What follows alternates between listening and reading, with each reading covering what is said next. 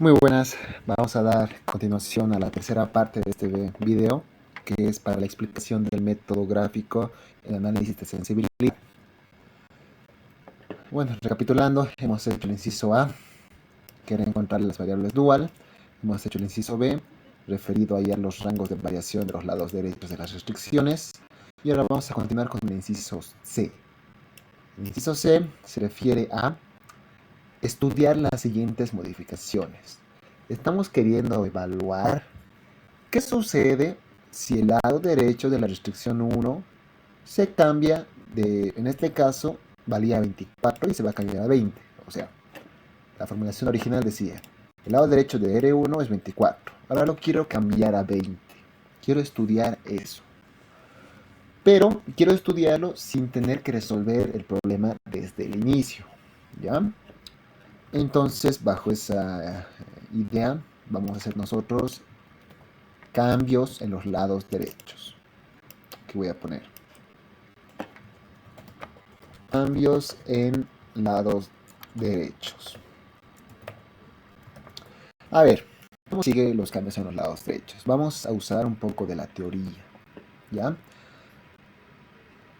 A ver, para eso voy a reescribir todo lo que hemos encontrado anteriormente. Permítanme, por favor. Teníamos que para R1, ya, existía lo siguiente. El B1, permítame si esto me permite.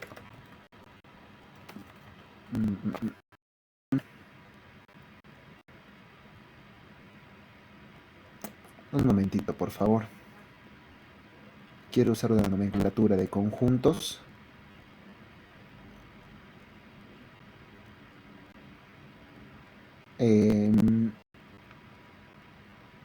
Bueno, creo que este es el que más me sirve.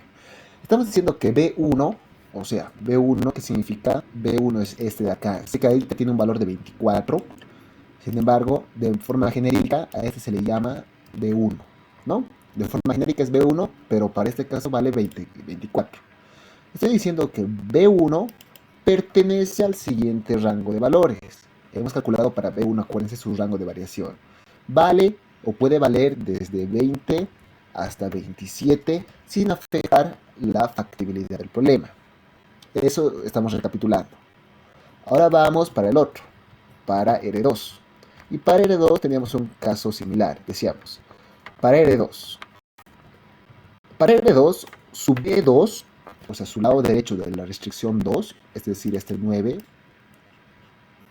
puede variar o puede estar entre los valores de 8 a 10.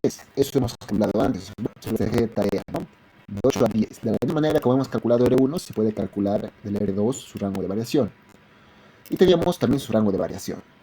Ahora continuamos. Vamos para R3. Para R3 hemos hecho también el cálculo. Hemos dicho, el lado derecho de la restricción, o sea, R3, puede variar desde 6, hemos dicho, a infinito. ¿Se acuerdan?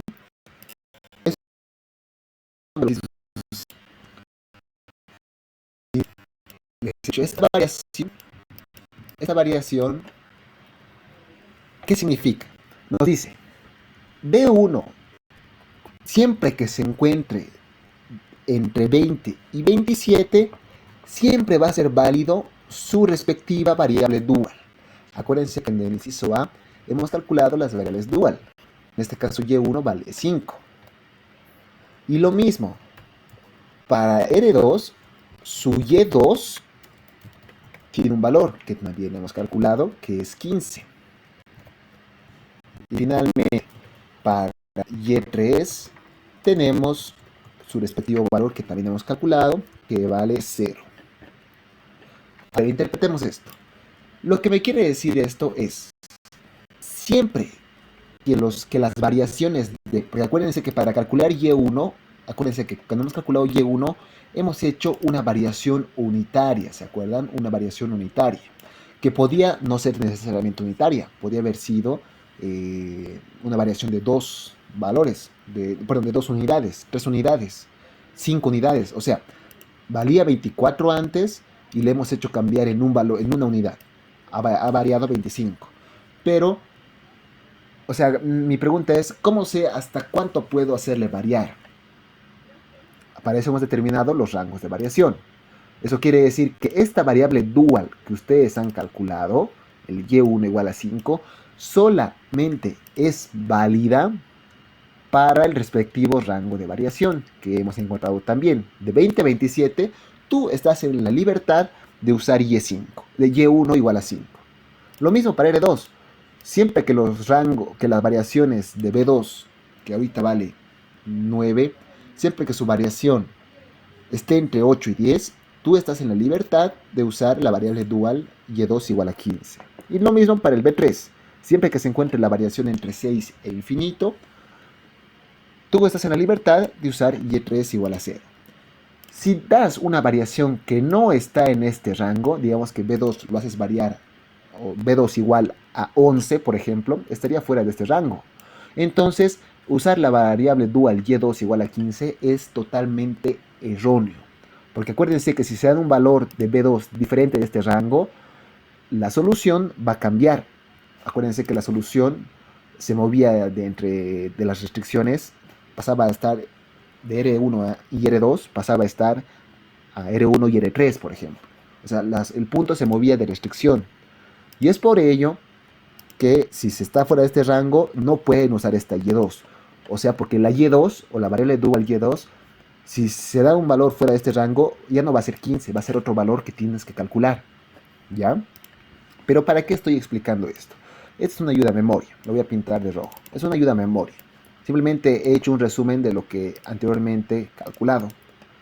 Ahora sí voy a hacer lo que me corresponde. Me está pidiendo el problema, a mí me está pidiendo, estudie las siguientes modificaciones. Me dice, el lado derecho de la restricción R1 cambia de 24 a 20. O sea, antes valía 24 y me está pidiendo que lo cambie a 20. Bueno, a ver, haré eso.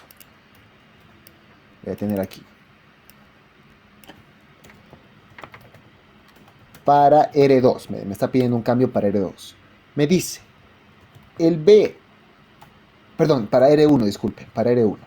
Me dice, el B1 inicial, ¿cuánto valía? 24. Me está pidiendo que lo cambie a ¿cuánto? A 20. Entonces el B1 final va a ser igual a 20. ¿Verdad? Sí, eso está correcto. Ahora, lo que ustedes tienen que fijarse es lo siguiente. Me está pidiendo, originalmente valía 24, pero me está pidiendo que lo cambie a 20. Tienes que preguntarte, B1 final, o sea, el nuevo valor de B1, que en este caso es 20, ¿se encuentra dentro del rango? ¿Se encuentra dentro del rango de variación de B1? Sí me tendré que preguntar esto. B1 final igual a 20, ¿se encuentra entre 20 y 27? Esa es la pregunta. Tienen que preguntarse eso. ¿Se encuentra en ese rango? Ustedes verifiquen, a ver, B1 igual a 20, ¿se encuentra entre 20 y 27? Sí, en este caso la respuesta es sí. Sí se encuentra en el rango. ¿Y qué les he dicho? Si se encuentra en el rango, ¿saben qué? Mejor hagamos esto, para que no nos confundamos. Disculpen, para manejar bien las cosas. Ahora sí. B1 final, o sea, el nuevo cambio de B, ¿se encuentra en el rango? Y la respuesta es sí, sí se encuentra en el rango. Ok, como se encuentra en el rango que les he dicho, yo estoy habilitado para usar la definición de la variable dual. Entonces voy a usar la definición de la variable dual. Diré entonces, y1 es igual a 5. Pero acuérdense cómo estaba definida antes la variable dual. La variable dual está definida como la variación de z dividido por la variación del recurso limitado, en este caso 1. ¿Por qué 1? Porque estamos hablando de la variable dual 1 en la restricción 1. Listo. Pregunto yo, ¿qué valores de aquí yo conozco? A ver, lo voy a hacer esto más grande para que se aprecie. ¿Qué valores conozco yo? Yo conozco fácilmente el valor de Y1. Sé que vale 4, sé que vale 5. Ya lo he calculado antes. ¿Sé cuánto vale delta B1? Pues aparentemente creo que no. Todavía no sé cuánto vale. Y tampoco sé cuánto vale delta Z. Lo que a mí me interesa de sobremanera calcular es delta Z. Este es el que tienes que calcular. Entonces tengo que hallar delta B1. Ah, pero delta B1 no era nada más que la diferencia entre estos dos. ¿Se acuerdan? Entonces ya lo tengo casi hecho. Diré, de esta ecuación, donde Y1 es igual, ya conozco el valor, es 5. ¿Por qué puedo usar 5? Porque el nuevo cambio está dentro del rango. Y1 igual a 5. Ese conozco. ¿Qué más conozco? ¿Delta B1 conozco? No, pero puedo calcular. Y eso es lo que voy a hacer a continuación. Voy a calcular. Delta B1. ¿A qué es igual delta B1? Ya les he dicho.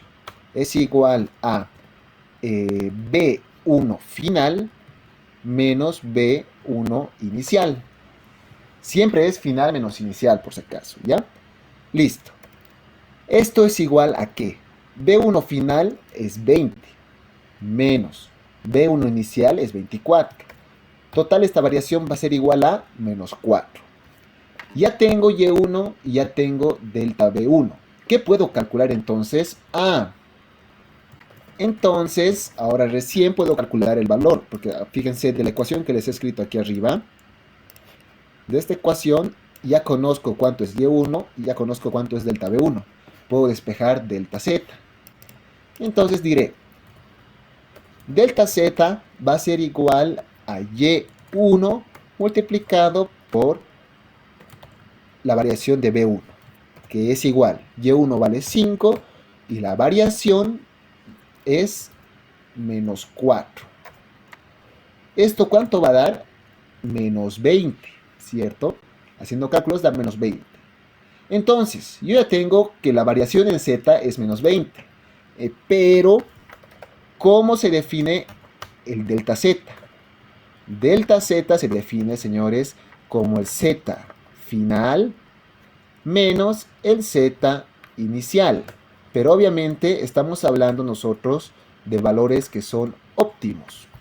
O sea, estarían yendo con asterisco. Ahora yo diré, de esto que acabo de escribir, ¿qué conozco?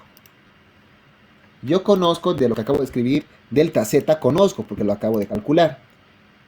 Z óptimo inicial conozco, sí, es la solución original del problema. El único que no conoces es Z final y ese es el que te interesa calcular. Entonces simplemente tenemos que despejar. Z final óptimo va a ser igual a delta Z más Z inicial óptimo. Reemplazando, delta Z vale menos 20, más Z inicial óptimo, si vamos arriba, el Z inicial óptimo, la solución de todo el problema era 255. Igual, ¿cuánto da esta cuenta? 255 menos 20 da 235. Y esta es tu respuesta, 235. Pero entonces vas a comparar. Quiero que compares. Vas a decir, el Z final óptimo es igual a 235. Y el Z inicial óptimo es igual a 255. Simplemente copiar los valores. La pregunta, ¿cuál es mayor? Se cumple lo siguiente. Se da de esta manera. El Z final óptimo es menor al Z inicial óptimo. Entonces yo te pregunto, ¿te conviene este cambio? O sea, antes valía 255. Con el cambio que has hecho, ha bajado la función a 235. ¿Te conviene? Para saber si te conviene, fíjate la naturaleza de la función objetivo. La naturaleza de la función objetivo era maximizar, o sea, querías que sea lo más grande que pueda. Entonces te fijas y en vez de que sea más grande, ha bajado. Por tanto, tienes que concluir. El cambio no es conveniente o no es favorable, también le dice. Y listo, esa es tu conclusión. Acabas de concluir sobre la variación en este lado derecho. A ver si lo voy a poner aquí, ¿no? Acabas de concluir sobre esta variación en el lado derecho del aire 1. Ya está, ya le has dado respuesta a esta pregunta. Ahora te está pidiendo exactamente lo mismo, pero te está pidiendo para la restricción R2. A ver, hagámoslo de manera muy rápida. Vamos a poder ver. Para R2, me está pidiendo que lo cambie. Valía antes 9, te dice. Y ahora quiero que valga 12. Listo. Tienes que preguntarte, el B2 final, o sea, el nuevo valor de B, que en este caso es 12, pertenece a su rango. Nos vamos a fijar el rango. El rango decía de 8 a 10. De 8 a 10. Te preguntas, B2 final, que es igual a 12, ¿se encuentra entre 8 y 10? La respuesta es no se encuentra en el rango. Entonces, si no se encuentra en el rango, tienes que agradecer, no tienes que hacer nada de esto. ¿Por qué? Porque se requieren más cálculos. O sea, ya no es tan fácil, ya no, o sea, como no pertenece al rango, no puedes usar y2 igual a 15. No puedes usar ese valor porque no pertenece al rango. Entonces tienes que hacer unos cálculos que vamos a ver en el siguiente tema, que son más complejos para determinar realmente cómo variaría el z. Pero así como está ahorita, no puedes hacer absolutamente nada. ¿Ok? Y bueno, el siguiente inciso me pide para R3 variar de 8 a 5. A ver, fijémonos, me pide que cambie a 5. Si le cambio a 5, ¿está dentro del rango? Tampoco está dentro del rango, ¿no? Porque antes valía 8 y me está pidiendo que lo cambie a 5. 5 no pertenece al rango de 6 a infinito. Entonces, también se requieren más cálculos. Ya no lo escribo porque, bueno, ustedes tienen que hacerlo ya razonando, ¿no? Eso corresponde a esta parte de este enunciado, ¿no ven? A esta parte del inciso C es analizar. Y bueno, finalmente me está pidiendo modificaciones en la función objetivo, que vamos a hacerlo en el siguiente video, por favor.